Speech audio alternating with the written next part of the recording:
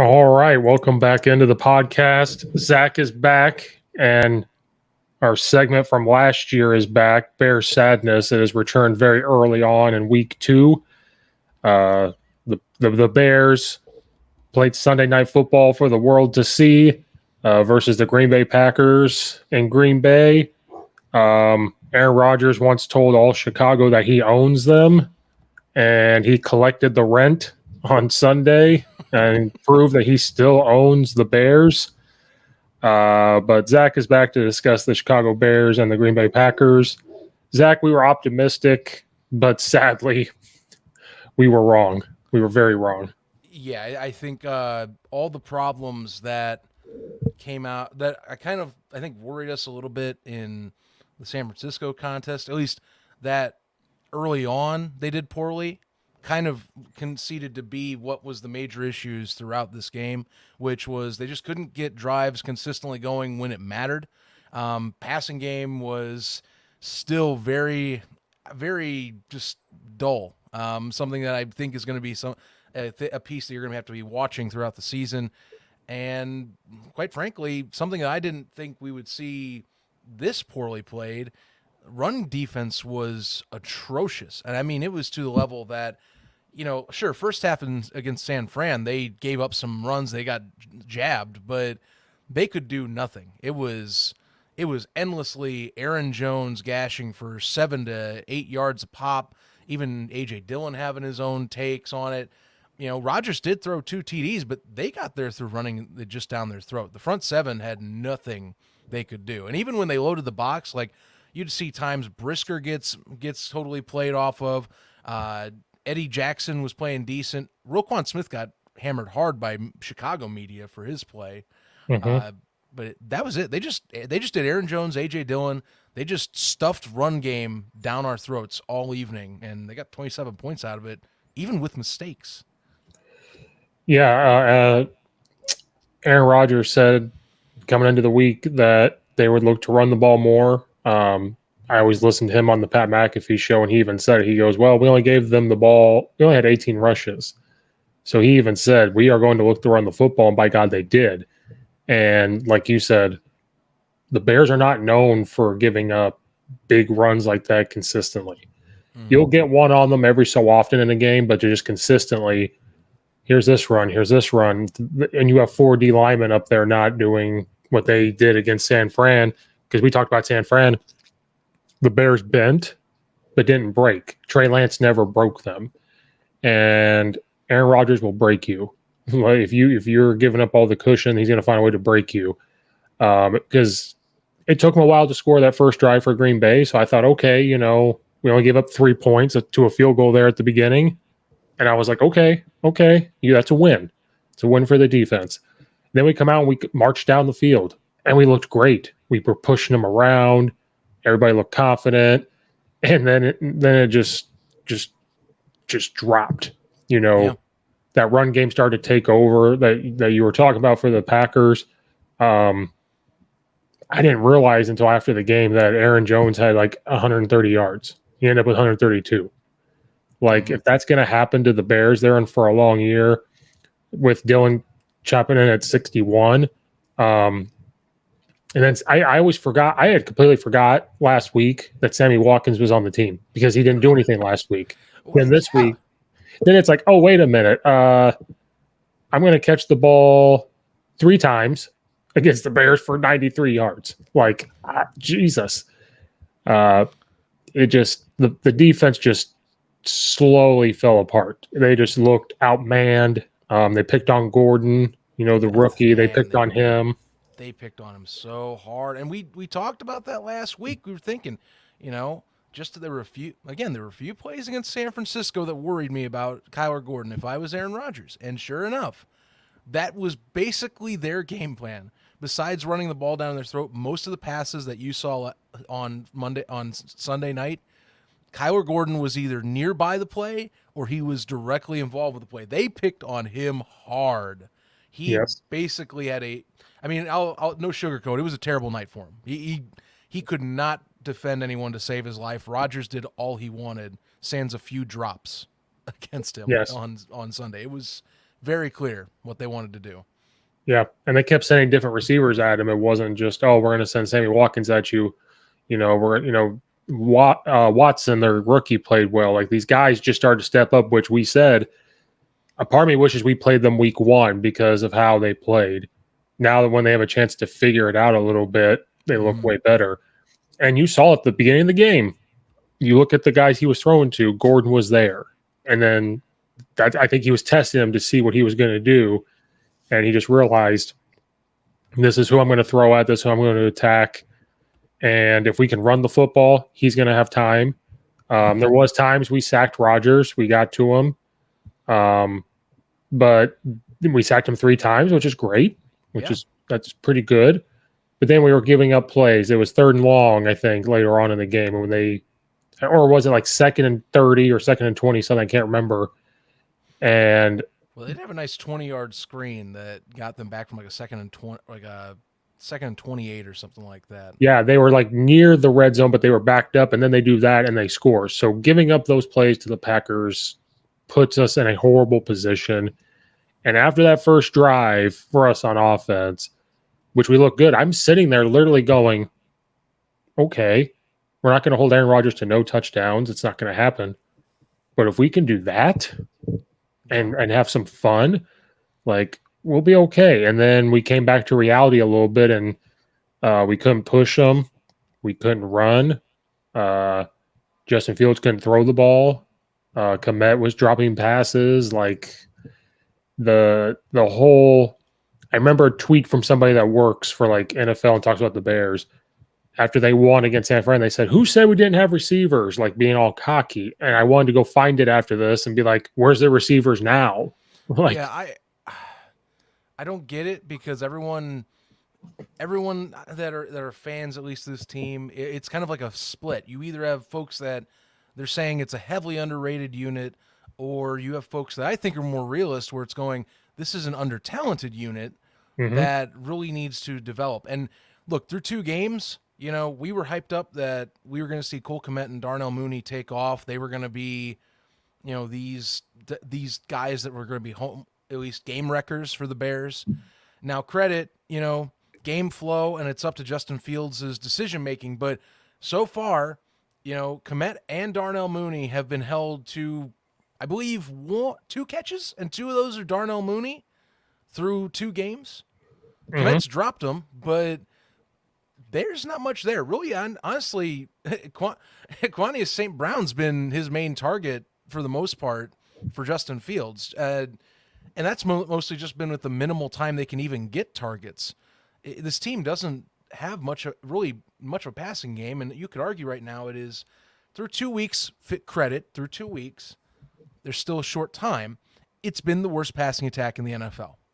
And I'm not fully surprised by that, given what was coming in this season. There's room to improve. Clearly, there are opponents coming up this month, like Houston, which we'll talk later in another show, that will help that. But where's Mooney and Kmet? Were these guys supposed to be getting numbers by now? I mean, they should have against San Francisco, at least early, and Green Bay, it was good conditions. So, did Jair Alexander take away Mooney the whole night? Some night, yes, but come on. There's got to be there's opportunities, clearly, to take advantage of the secondary that they didn't take advantage of. Right. It was a mixture of things. I am telling you, Justin Fields, I've said this since they drafted him. He is hit or miss. He is either a great guy to sit there in the pocket, make a couple reads and throw. Then there's times he looks at one read and it's just downhill. I can't explain it. There's times he's on fire. There's times that he just doesn't see it.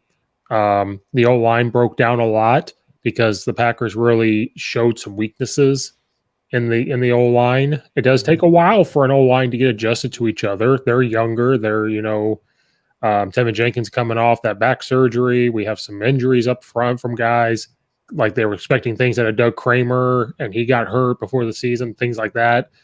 And I'm gonna bring it up, I think, every time, that Maggie and Perloff show where they said, linemen just push people. No, like, it takes a while to get adjusted and learn things and get a rhythm at the O-line position. And like you said, the safety blanket should be Komet, and he hasn't done anything. Like you said, if Mooney is the guy, you find a way to get open. Like there's a way to get him the football. You know, I thought had a pretty bad night. I was kind of surprised by Larry Borum had some pretty horrible plays on Sunday night. I mean, there were a few times he got blown up. I was kind of shocked for Mhm. given some of the progress he was given and some of the good vibes he was given last season. Really fought for his position during the offseason, and I was kind of shocked. There was a few times he got either steamrolled or ran by that I could have expected to be better. Um, and the other part of the line that I'm getting more and more confused, or at least they need to get this figured out. Like, do you want Lucas Patrick or do you want Jenkins in? Because they keep flipping them during the game. Like they're trying. It's almost like they're experimenting mid game. Like that's not the time to do that. Okay, Right. like we're 2 games in. You need to pick one.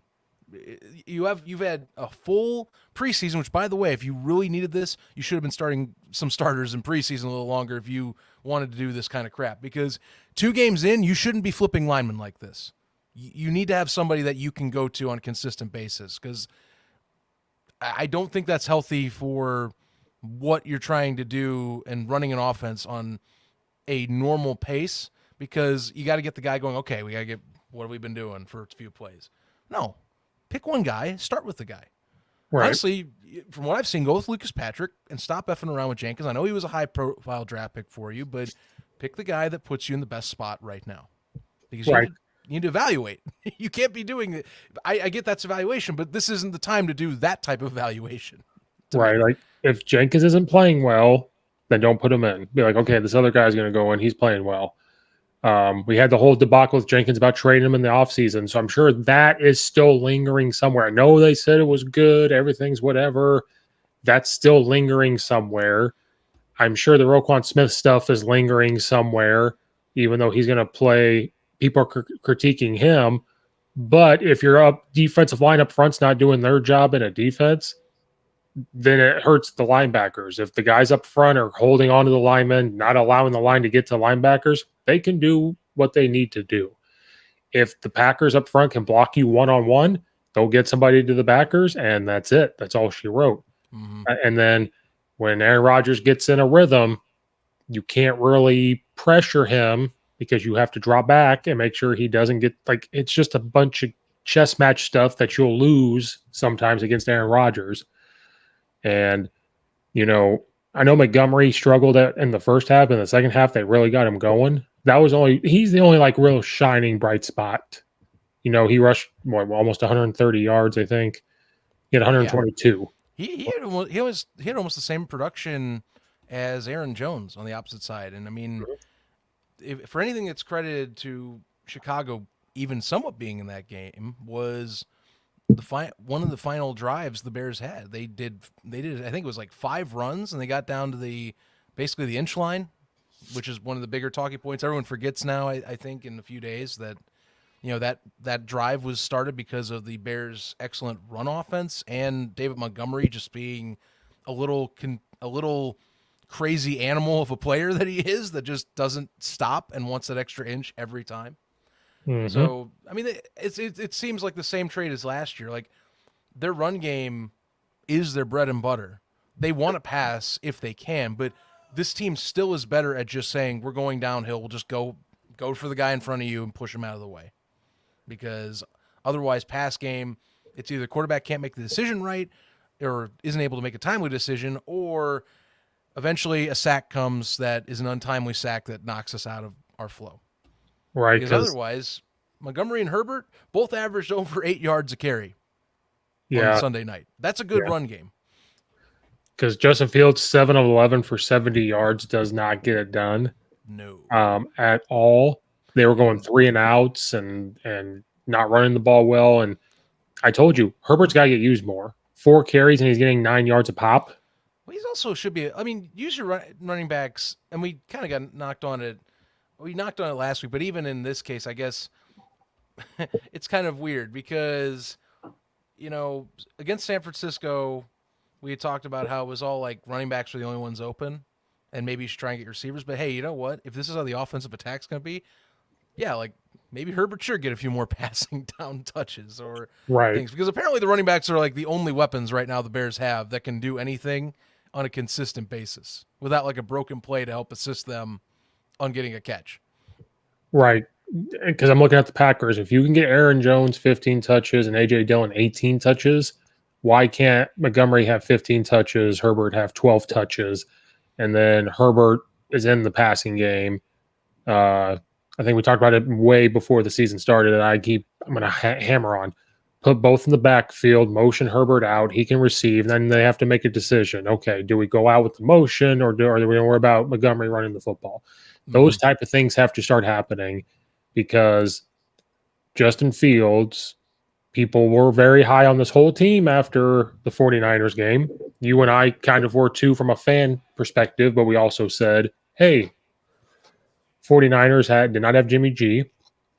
If they had Jimmy G, they might have been up 21-3. And with the storm coming in, the Bears would not have won. It just wouldn't have happened. And Justin Fields looks good running the ball. He makes good decisions when he runs the football, when he makes moves, and he has the one read and all this stuff. And then when he's bad, he's bad. And he's still learning. He's still growing. I get that. But we need to pump the brakes on who he is, because you know who he looks like? He looks like Mitch Trubisky. It's the same thing. Don't say it. Don't say it. Bad Steve. Bad.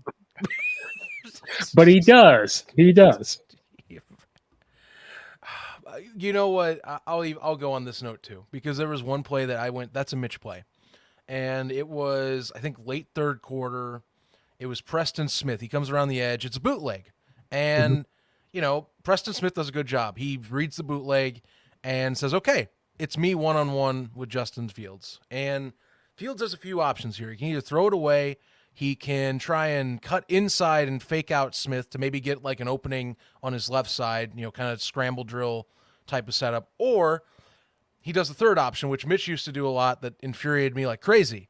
He double backs, where he almost does like try to do a second bootleg and goes farther back down the field, and it ended up him getting sacked by Preston because he tripped on the turf and Smith just kind of let him fall. And I went, yeah, Mitch does that, or he did that with Chicago a lot. And I hate seeing it, because that just means that, you know, I mean, I don't know if that just means exactly that we're seeing that, but it just means that it's kind of indecisive. Like, maybe it's not getting the right decision making is what it is, you know. And that was one play. You know, obviously Fields has moments. He can run the ball, okay? When he knows to bail out and run, his legs help him. You know, in these two games, he had a few of those moments even against Green Bay. You know, one of those was being almost a touchdown. And that was a few inches short on a replay call that eventually led to us complaining about the said coming discussion, which we will have. But Yep. clearly he can run, but it's weird because, yeah, there are instances like this in the last year and now 2 games where I'm like, man, I hope we aren't seeing the same thing we saw with Mitch, where mobile QB that gets a little too cute with his mobility and doesn't make the right choices in the pass game. I mean, even that interception and that in the contest, it was not thrown well. It was the route was covered pretty decent. He threw it, and, you know, DB comes under and makes a pretty reasonable interception. And that really worried me to end the game. It was kind of a footnote, but I was like, I've seen those from him already over a year, and I'm worried that's going to be the case moving forward unless you start giving him some more confidence and getting a pass game that's a little more on time and that's not as anemic. Right. I also think it's because most NFL teams, the quarterback has a safety blanket somewhere where he knows, like, I can trust at least one person to throw to. Yeah. And right now you would think it's Mooney or like Komet. Like, you would think it. I know Komet's not known for pass catching, but well, it should be Komet in this right. case. Your tight end, or hell, Ryan Griffin's gotten more catches than Komet. Make Ryan Griffin your safety net then. One of the two tight ends right. that we talked about last week. Right. Should be one of those two then, or the running backs. You got 4 options now. Because, like, even with Mitch, he could throw it to Jimmy Graham and he could go up and get it. You know, like, he kind of knew going into the red zone, like, okay, at least I have this tall guy that I know I can make this throw to. I just don't want to see Justin Fields turn into, and I know I'm going to take this will be sounding weird. Lamar Jackson's very, very good, but Lamar Jackson is also like not the best thrower. But I'm You really know, afraid of that. this is that's another that's a good point. Is this that's if you want to do a flip of the coin, you can either have in early stages Lamar Jackson, who's still figuring the pass out, but he's got good legs, or you can have a Mitch Trubisky who does have that mobility, but clearly is not getting it, and Mhm. is they're not either, and they can use the mobility to their advantage. Ah. That's a good comparison. At least early, I think early stage Lamar Jackson, because I mean, I don't know, his passing's improved to me personally. Even with that extremely collapsed loss they had against Miami, I think it's improved. But Yeah, his mechanics though are weird. He's inconsistent with it, and my fear is though when you keep running the quarterbacks and you give them one reads, eventually the NFL figures you out, and that's why um, he had that MVP year, and then after that he's put up okay numbers, but it's never been what that was. mm-hmm. And it's because NFLs figure you out. Um, that type of offense isn't always going to get it done. You'll win games in the regular season, and it comes to the playoffs, and they're like, "Well, now we can really clamp down." And getting hurt, like if you want to run Justin Fields, that's fine, but we have to be careful how you run him because then he's going to get hurt and all that stuff. That's why I think they'd be smart about it. And then they were with the Packers. He made plays on his own. They roll him out. He makes a decision. That type of stuff. The triple option stuff the Ravens do, yeah, it works, but it works in college. It works in high school. NFL will work sometimes. Then when you give them time to game plan it and worry about it, and like in the playoffs, they're going to clamp down. Yeah, Um, that's what I compare it to. There's a reason why Tom Brady wins. There's why Peyton Manning wins. There's a reason why some of these quarterbacks that don't have to do that stuff win games and win Super Bowls. But another thing those quarterbacks had in common, they had a safety blanket somewhere where they knew they could throw it to them and do something, it's true. and we don't. Um, Before we talk about Justin Fields, we were optimistic. We didn't say they'd win. Uh, I guess none of us were close in our scores. You had 28-20 Green Bay, and I said 28-27. We were off just a hair, just a little bit. It could have been closer to mine if we get an extra touchdown. Yes. Has been beaten to death now. The refs are out to get us. And credit, there were missed calls. There were some bad missed calls that I did see. There was one holding that on Robert Quinn that they called it off. It was still a different penalty, but like it was clearly a bear hug that Yes. should have been Oh, called yeah. a hold. Yeah. Yeah. But look, my thing with the whole inch line touchdown quote unquote controversy, folks, and I talked about this at the bar too. Like there are like the place I go to, people lose their minds. Oh, it's a TD. It's like, well, yeah, you can tell he's right on or ish at the line.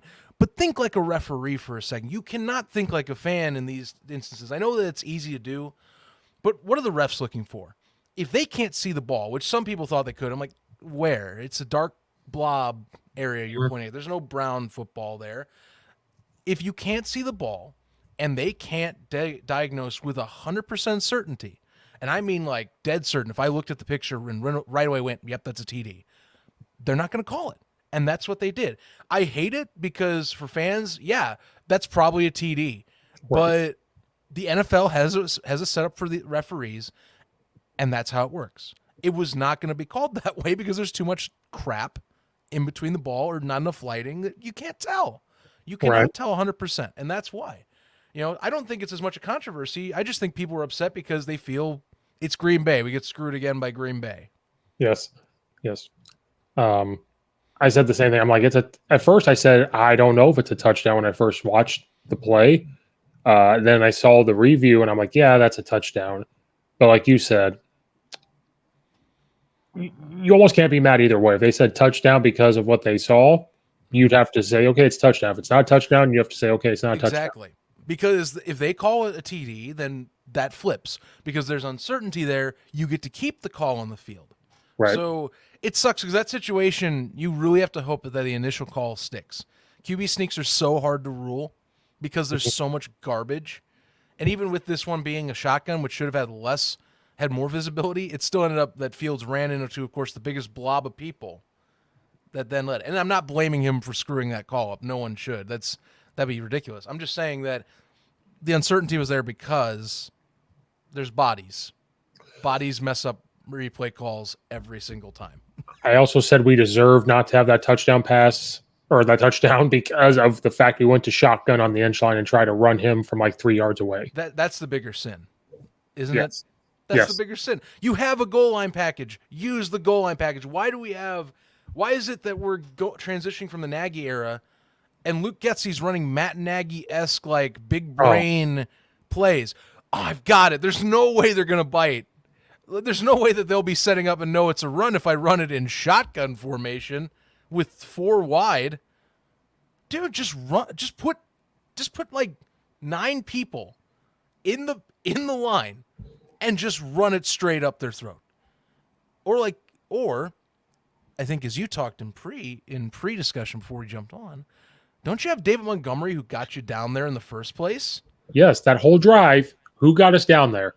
It was Montgomery and that offensive line. So you can't tell me that you couldn't have thought of this. Let's put extra linemen in there. Let's put extra tight ends in there. You have Justin Fields who can run. They have to worry about him to the edge and do some type of where he turns around to hand it off. And if he just something, you couldn't have handed it off. Yeah, I'd be more. People should be more upset about the shotgun snap rather than the ruling on that play, because that doesn't come up to me if you run it straight down their throat in a normal fashion. Yeah, that's why I said, like, when they said it wasn't a touchdown, I walked away from it to go to bed, and I'm like, we deserve that because you went college type thing to go 4 yards away, get the ball, and have him run 4 yards as a quarterback to try to score. Now, I know he should have done the Tom Brady thing and stuck the ball out. He should have done all that. I understand it, but he's also a second-year guy, new system. But come on. Like, give it to Montgomery, the big, thick leg running back we have, and just like plow through them and get the touchdown. I don't get it. Pretty much, that's all I can say. You just gotta be smarter than that, And I think, as a fan, look, you're frustrated because you already saw cute play calls are what led to this era change anyway. I think a lot of that and the discipline. Now, the discipline portion, I think Eberflus has done a great job. Even through 2 games, they're still really good at limiting the penalties through this beginning of the season. But the cute play calling, Luke Getsy, come on, man. Like, it should be pretty simple. Don't just, if you have to use bread and butter, use the bread and butter. If it works, do it. Don't get too far. Don't go and try and outgame yourself. No, which then led to Justin Fields after the game when the reporters asked him about, the fans and how this hurts the fans. And he had some comments and people had some thoughts. Wonder if we can hear this or if I'll get in trouble, but I really don't care. Really don't care. I mean, it hurts more in the locker room than the Bears fans. I mean, because at the end of the day, they're not putting in any work. I see the guys in the locker room every day. I see how much work they put in. So, I mean. So he said that.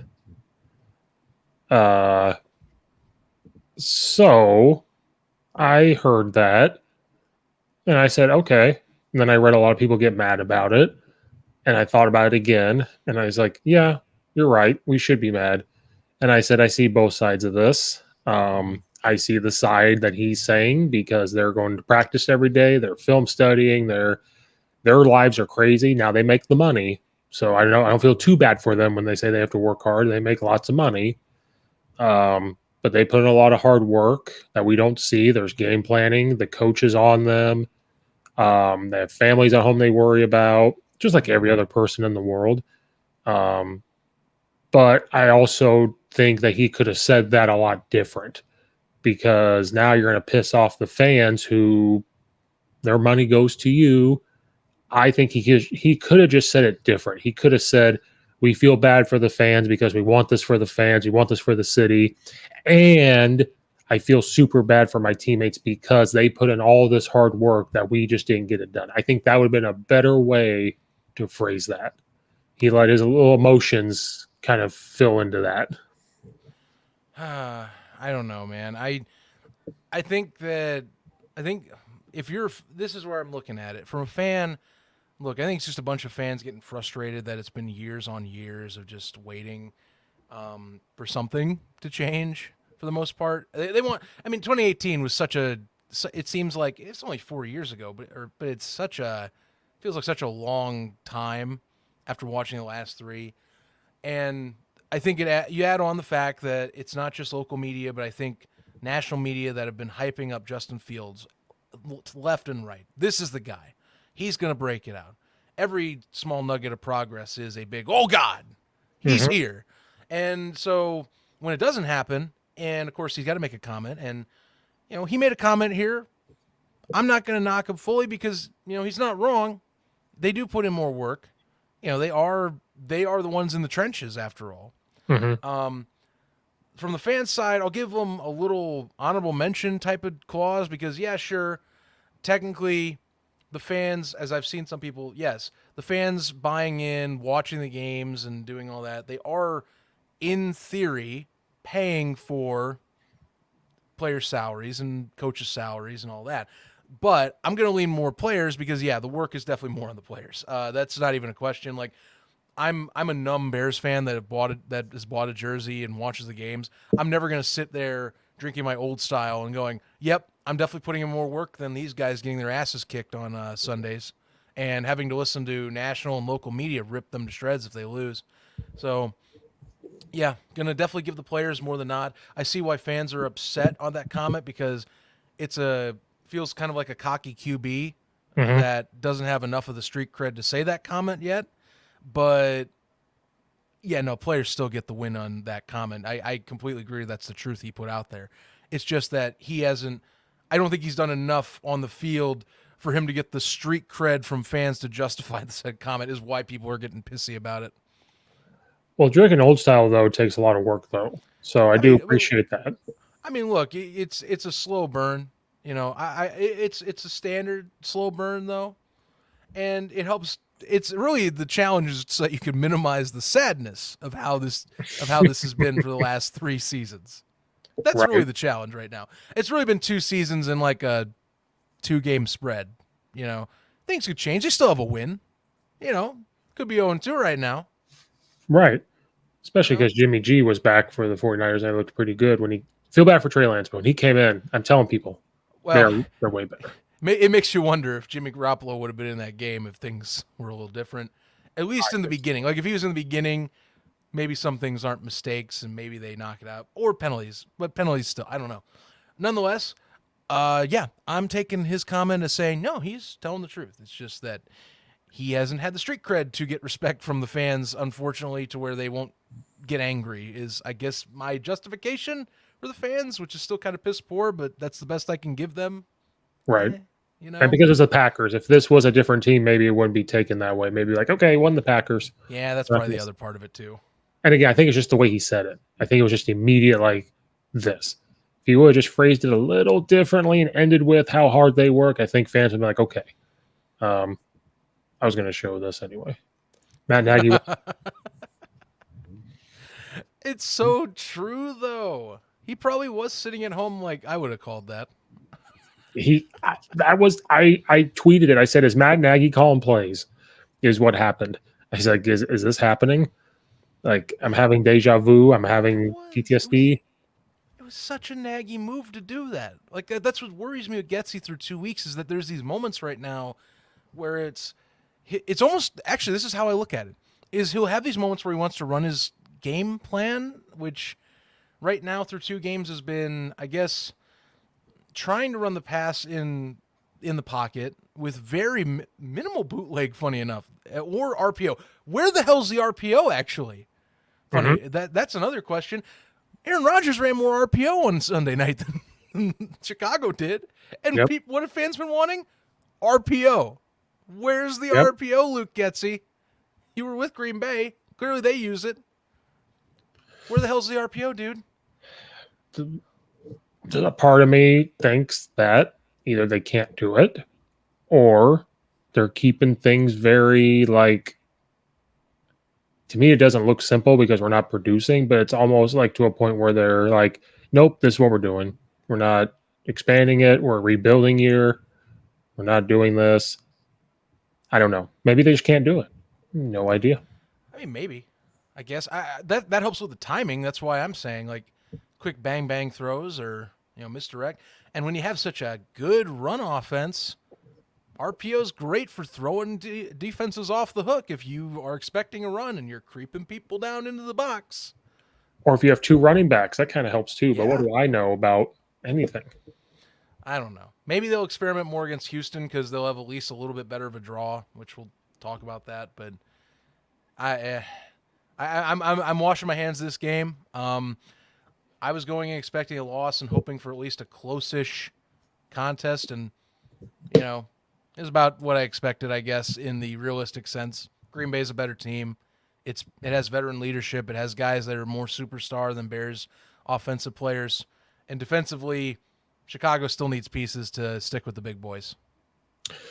Yeah, there was just, again, to kind of end on it, the Bears always give us hope. They had hope in the first drive. They went back to being the Bears.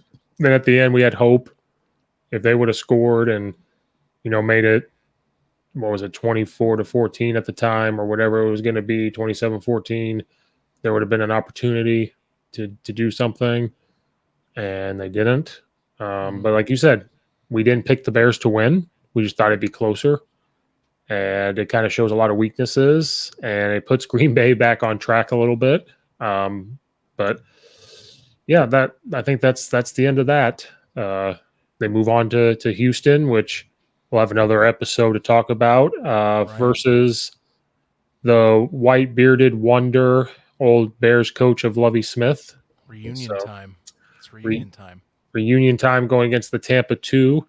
Reunion time for the Bears. Reunion time for me because he coached the Illinois Fighting Illini for a few years. So, little reunion.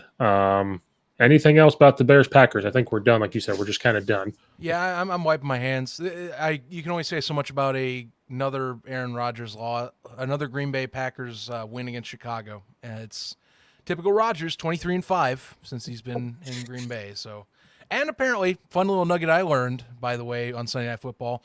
His best passer rating that he has against any team is against Chicago. Cool. And he plays them most of all throughout his career. Think about that.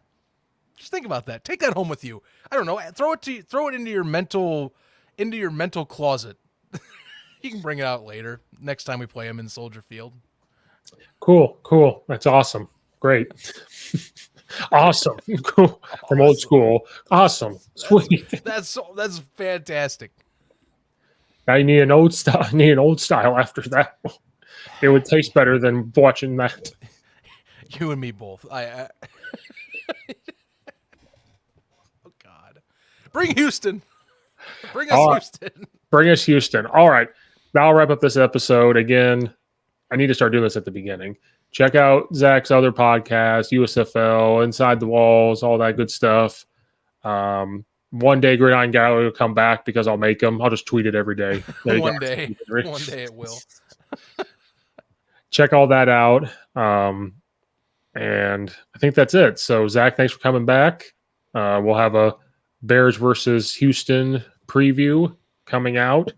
Until then, this is the Bear Sadness Minute with Zach and Steve.